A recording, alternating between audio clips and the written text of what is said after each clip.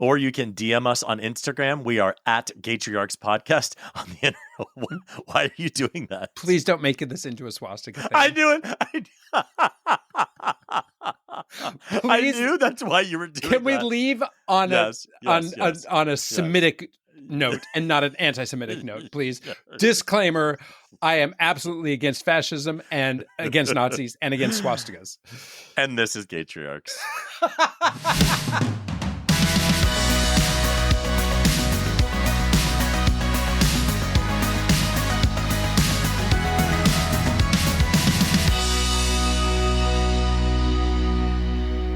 Hey, David. I don't know why greeting is funny because to you. We've literally done it one time in our entire lives, and it was episode 98, the one before this. It was literally the first episode that we started, and you were like, "Hi, David." And I was like, "Hi, Gavin." I think it's important to be able to have that social etiquette of, I'm always telling my kids, make eye contact. I'm looking at you through the computer screen. Yeah. Kind of saying hi. You're spending most of your time looking at yourself. Absolutely. Me watching you watch yourself is the majority of my day. So, but you know what was the majority of my day yesterday? Tell me. My son was like, "I don't feel so good," and we know as parents, it's never true. It's never true. Nope. It's never true. Or maybe it's like I have to fart or whatever. So he was like, "I'm not feeling well. I'm not going to go to school." We're like, "Yeah, right." And then he's like, yeah, right. "I think I have to poop." And on his way to the toilet, he didn't make it. And, no. And ended up having like seagull diarrhea all over the bathroom. Seagull? Like, you know how like if a seagull has like indigestion and he just like shits everywhere and it's like kind of looks like a shit explosion where it's just everywhere. I don't know. I just thought of a seagull like shitting everywhere. Anyway, did not make it to the bathroom. And there was a trail of shit on the way and to and around. And it was horrific. And he was so embarrassed. I felt so sad. But also I was like, I got to clean all this shit up. But it was for sure boy who cried wolf, because I was like, "Oh, your tummy hurts? Your tummy always hurts when you have to go to school. Get in the fucking car." And this time he was being truthful. Oh boy. So I feel like an asshole. That I mean, that's going to stay with him for a very long time. He is now creating core memories, as we know. Inside Out taught us about those core memories, and he's going to remember the time he had seagull shits. And we're also memorializing it in forever in this podcast. Yeah. So again, on his wedding, listener and Emmett will hear someday. Well, do you think Emmett will dig through to see episode 99? 99. I mean, we thought 69 was a big deal, but hey. It was a big deal. We know it is fucking hard to produce a podcast, especially a weekly podcast, with you. It's very hard. Do you remember any times having seagull shits when you were growing up that traumatized you for the rest of your life? No, I've mostly kept my shits to myself. I've been pretty good about it. Although as an adult in Manhattan, we know that bathrooms are not plentiful and you have to get very creative. We've spoken about this before, but no, I've never had like a, salad shooter style,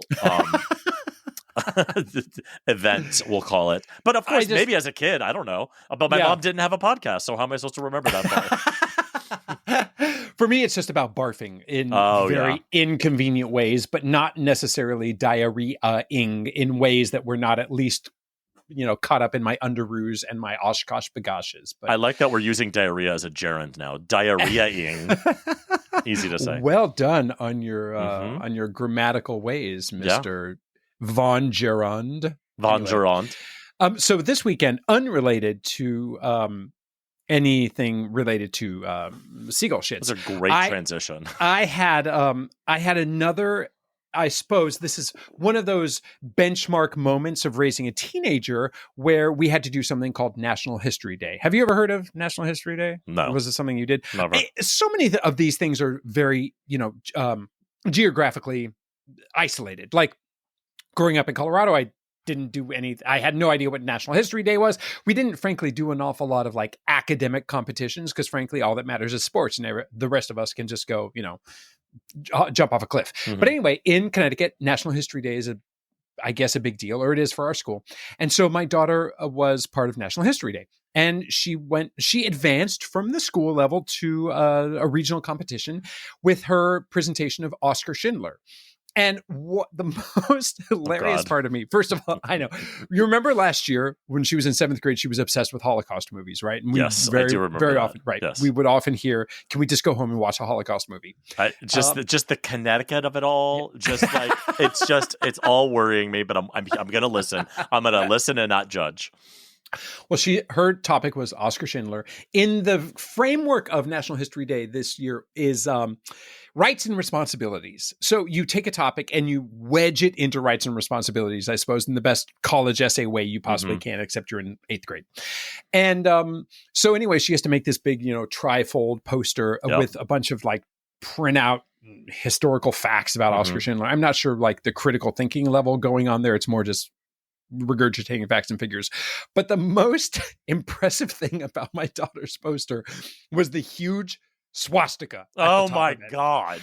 And when I first saw the poster, I thought, oh my God, that's a huge swastika at the very top. Now, it was she wearing a Make America Great Again hat?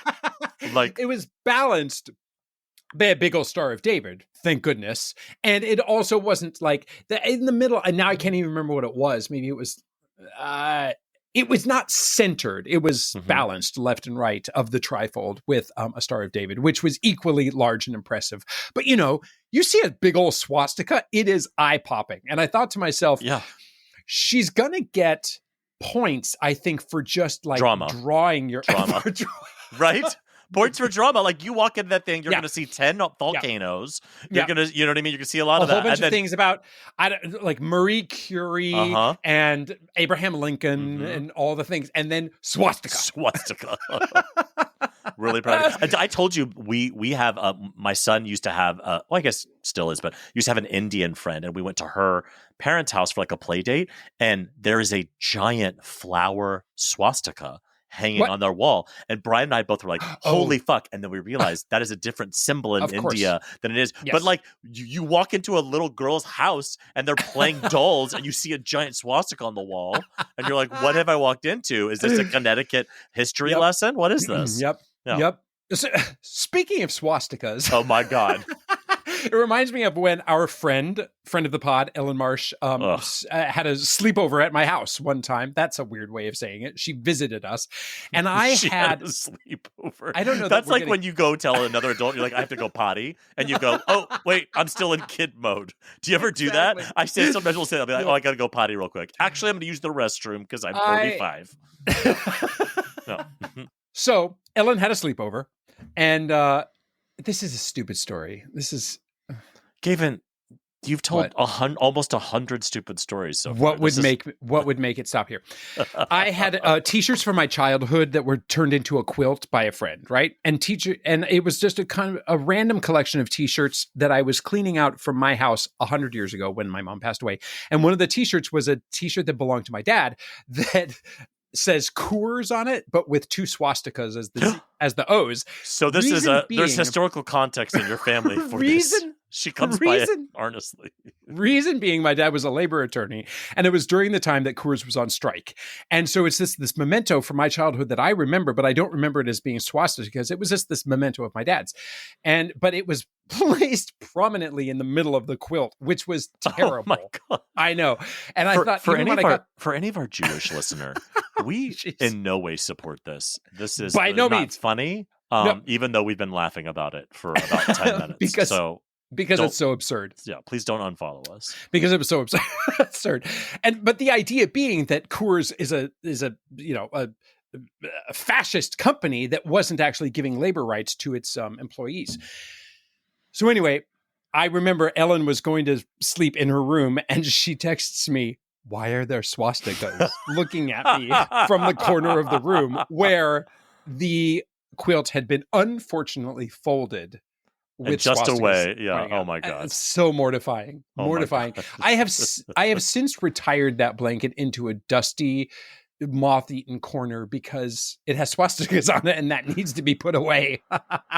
Oh my God. I mean, I can't wait for your like MTV Cribs episode where they're like going around each room and they're like, oh, this is Gavin's this. And then they do a quick zoom, like a hard zoom to the swastika and then a quick pan to you. And you're just like, So did your daughter win the History Day with her swastika? So, you know what? She got third place. And this means she is progressing to the state competition now. Wow. So she might have to redo her board, which means building another swastika at the top. Oh my God.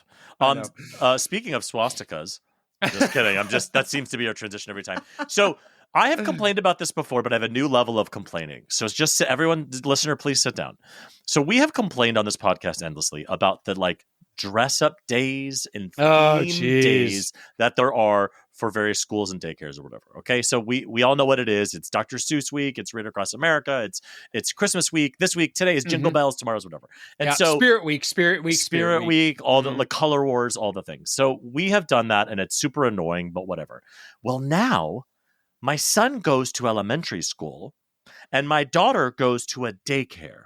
And they have totally different fucking weeks. They have not conspired. They've conspired against you by not collaborated with each other. Together. Exactly. And that's the problem. Because not only do I have now twice the amount of bullshit to put together on my children, but now they get to fight about whose day it's pajama day. Why does Emmett get to wear pajamas today and I don't? Because your school isn't doing pajama day today. Your school's pajama day is next Friday. And it's just adding to the level of like pure bullshit all this is. And then they get to school and I see like the school pictures of all the kids.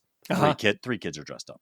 Three total kids. The only thing they all seem to dress up with is the 100th day or whatever. Oh yeah, that's a big deal. Old. Yep, the 100th day, yep. But my annoyance, my grievance this week is two kids in different schools who don't, their little days don't align. Although next year I just found out our town is now doing free pre-K at the elementary school, and they will bus the kids. Nice. Yeah, so finally you have. I'll stop. There is light at the end of your tunnel. Yes.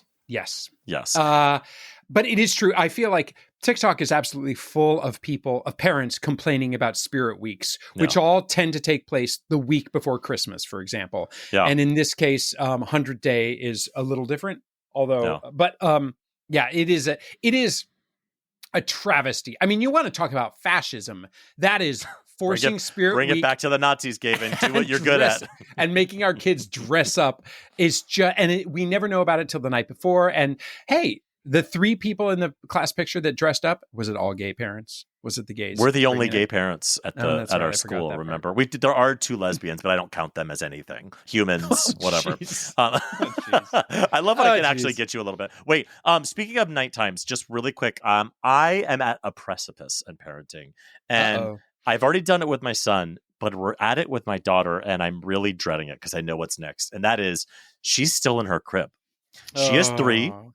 She has not tried to climb out. My son was the same way. He was just dumb enough to never consider it, but he was fully capable of doing it. My daughter is fully capable of climbing out. She has never considered it. So when she wakes up, she'll call for us or whatever. But now she's potty trained. She's not sleeping with a diaper. So she needs access to the bathroom, which means we're going to have to put her in a regular bed soon. And what that means is 9 p.m., 10 p.m., 11:45 p.m., 12:01 a.m. I'm going to get a little tap, tap, tap on my shoulder. I'm going to like take a giant breath as I'm being sucked out of the dream where I was having sex with Matt Damon from Talented Mr. Ripley. And she's going to be like, my blanket is funny. And I'm going to be like, God fucking damn it. So we are leaving the comfort of cribs soon. Yes, you are. It's the next 2 years. I mean, now let's revisit this. You did have the colored timer deal that says you don't wake up. You can't get out of bed until it's green or yellow or whatever. You have one of those. The hatch lights. Yeah. So you have a hatch light. Do you think your daughter will follow the hatch light? My daughter, I can't even ask that. No, she is again, this is for those of you listener who are young.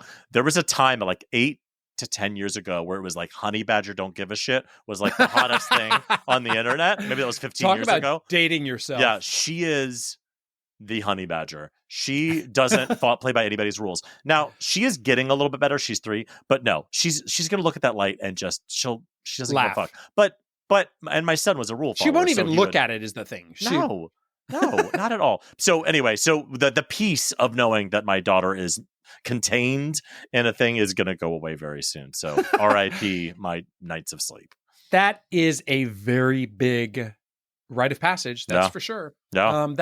That's a big one. And I just look back on it though and just think, oh, that was such a sweet time. But as we all do in the parenting process, I've completely forgotten about those 2, 3, 4 years that I was woken up constantly because they're not held back. But also the fact that your kids haven't climbed out or bothered to climb out yet. It just proves how dumb they are because they because they are physically very tall. They've always been above the 98th percentile, and so they are very capable of doing all of that stuff. They just don't. They didn't consider it. They did not consider doing it. So it is. And if it was when they woke you up in the middle of the night, if it was for a real reason, like, hey, somebody's trying to attack me, I'm throwing up, something, it's always my blanket is funny. Where's my bear? Can I get up now? Like my daughter last night, I put her to bed at like 7:45, and at like 8, she was crying. I went up there. She goes, I want to get up. I'm done sleeping. I said, bitch, you've slept for 15 minutes. What are you talking about? So, is she yet able to stay in bed with a book? That was one of the things that we would always say is you can stay up all night long. I encourage you, stay up all night long, but you have to stay in bed. You can stay awake all night long and just read books all night long. Here, take this book that Uncle Gavin gave you about the swastikas. Oh, jeez. Exactly. Speaking of our top 3 list. Well, we're going to skip my dad hack? Oh, sorry. I was just so excited. That was a good setup. We'll let you get another one. So this is again one of those dad hacks that's working for me a lot, and it will definitely not work for you because it works for me. But it's something if you have a child either in daycare or maybe just a child who, when you separate, like when you're dropping them off at daycare or you're leaving them with a babysitter, it's always hard. There's crying. There's don't go. The teacher's got to peel them off of you. I've had both of those kids, and what I have found lately with my daughter that works really well is when I'm ready to go, I don't just say, give me a hug and I'm going to go. I say, how many hugs do you want? And she'll say a number. It's usually between 3 and 5. And then what I'll do is, this is the secret here, is between each hug, I kind of push her body away from me. And then I grab her body back and give her the next hug, right? So she's getting used to me separating her from me. And then I grab her in. So it's like a game. And then what she always does, she goes, let me have one more. So we do the 3 hugs. And then on the last hug, she goes, one more. And then I give her a last hug. And then I kind of push her away and I stand up and I start to walk out. And for whatever reason, that system has totally cured bad drop-offs. I haven't had a bad drop-off in months. So that is my dad hack of the week is say how many hugs do you want, give them those hugs, and in between each hug, kind of move their body away from you so that you start to get used to that separation. It's all about setting expectations also and letting them playing the mind games that lets them think that they have control or that they're in charge. That's great. Gaslight them. I mean, isn't that what most of parenting is? Yeah. You know what else is a gaslight? I was going to say exactly the same thing. And what else is a gaslight? Yeah. Our top 3 list. Gaytriarchs top 3 list. 3, 2, 1. This is your list. It is This is my week. I want to hear your top 3 dick jokes. I love it. I cannot wait for this. I'm so excited. Number 3 for me. Where does the penis get his workout outfit? Where? At Dick's Sporting Goods. Okay. That's a good bronze medal. I don't know that any of these are going to be gold medals. Okay. For to be honest. Number 2, how long is my dick? I don't know. I only have one ruler. First of all, you're a white man from Connecticut. We know that's not true. He likes Nazis. For the record, swastikas. Sorry, swastikas. Political opinions are like dicks. It's okay to have them, just don't shove them down people's throats. There you go. That's number 1. How about you, David? That was number 1. That was number 1. All right. For me, number 3. What do you call a herd of cows masturbating? What? Beef stroganoff. Number 2. If a stork is the bird that brings the baby, what's the bird that prevents one? A swallow. And in number one, a man goes to his doctor for his yearly physical. And the doctor tells the man, you have to stop masturbating. And the man says, what? Why? And the doctor says, because I'm trying to examine you. That one was worth actual laughter. All right. Okay. So next week is episode 100 of Gaytriarchs. Crazy. So our top 3 list is going to be, what are your top 3 favorite moments from the Gaytriarchs podcast? Nice. All right. Nothing pops to mind whatsoever. That makes me very sad. So this weekend, I had some really good daddy-daughter time after my daughter won her 3rd place for her. Ooh. Let's just take it to National History Day and not talk about what was at the top of her trifold. Mm-hmm. And she was real quick to milk that and be like, because I got 3rd place, can we go to the mall? And it was a Saturday afternoon and I didn't really have anything to do. And I mean, her favorite thing to do is drive 45 minutes because, again, I live on a dirt road, but drive 45 minutes to the fancy mall. And I was like, you know what? Let's do this. Yeah. So also, sadly, I had my computer with me and I thought I'll be able to get some work done, which is pathetic. But on a Saturday night, there I was sitting in front of the Yankee Candle at the West Farms Mall with my computer open trying to get some work done. But anyway, I was able to indulge her and we went to the mall. And so I got to be super dad for the night. And then she said, can we go to McDonald's? Which is a big treat for her. And she had her best friend with her.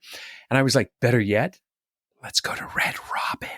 Have you been to a Red Robin this century? I don't think so. It's a hamburger place, right? Yes. Yeah, no. Endless fries. Oh, That's okay. their claim to fame is endless fries. So anyway, my something great this weekend is Red Robin and living that suburban life where we went to a mall on a Saturday afternoon and went to Red Robin on a Saturday night. And the something great about it was just like my childhood in a nutshell, I suppose, sharing it with my daughter who was completely unimpressed by Red Robin, but also very I'm very proud of you for letting go. You're usually so good. You were just like, fuck it, let's just have a great day and just splurge. How sad that you're proud of me for being indulgent and not over controlling. But yeah, I let go and let God. Oh, Jesus. So to speak, I suppose. Anyway, my son is not going to your house for a play date. What about you? So this week, my son is in kindergarten, and I got a little slip in the bag that says we're doing Read Across America Week, which if you're listening to this, I think was 2 or 3 weeks ago.